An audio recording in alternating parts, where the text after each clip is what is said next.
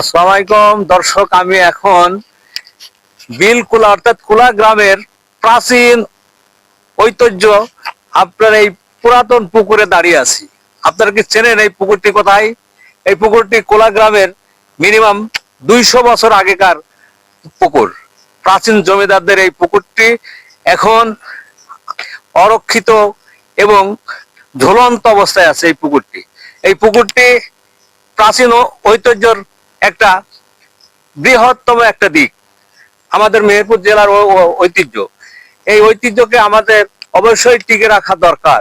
তাই আমি অনুরোধ করব, এই প্রাচীন ঐতিহ্য মাখা যে জায়গাগুলি আছে, এই জায়গাগুলিকে আমাদের পর্যটক হিসাবে যদি বিবেচিত করা হয়, তাহলে এই পুকুরগুলা, এই দার্শনিক জায়গাগুলা মানুষ অবসর টাইমে এসে আপনার বিনোদন এবং মনোরম পরিবেশে উপভোগ করতে পারে। তো দর্শক, আমি এখন এই পুকুরের কথাই বলি। তো পুকুরের এখন যে এই যে দুই দিকে বসার যে জায়গা আছে, এই বসার জায়গাগুলা খুবই সুন্দর এবং প্রাচীন ঐতিহ্যের একটা নিদর্শন।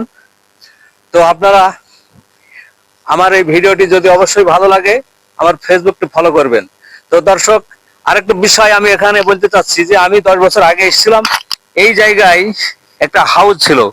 জমিদাররা আপনার এই পুকুরে কখনোই কাপড় কাচতে দিত না। এখানকার এই পুকুরের পানি নিয়ে এসে এই হাউস বোঝাই করে তারপরে এখানে কাপড় ধোয়া হতো। এই এই জালিম জমিদাররা দেশ থেকে উৎখাত হয়েছে, কিন্তু তাদের এই অভিশপ্ত পুকুরগুলা, তাদের সম্পদগুলা এখনো আমাদের দেশে পড়ে আছে। এই সম্পদগুলো আমাদের মুসলমান যারা আছে তারা বিনিময়ের মাধ্যমে পেয়েছে। তাই আপনাদের কাছে আর দীর্ঘায়িত করতে চাচ্ছি না। তবে আমার ভিডিওটি যদি ভালো লাগে অবশ্যই কমেন্ট শেয়ার করবেন।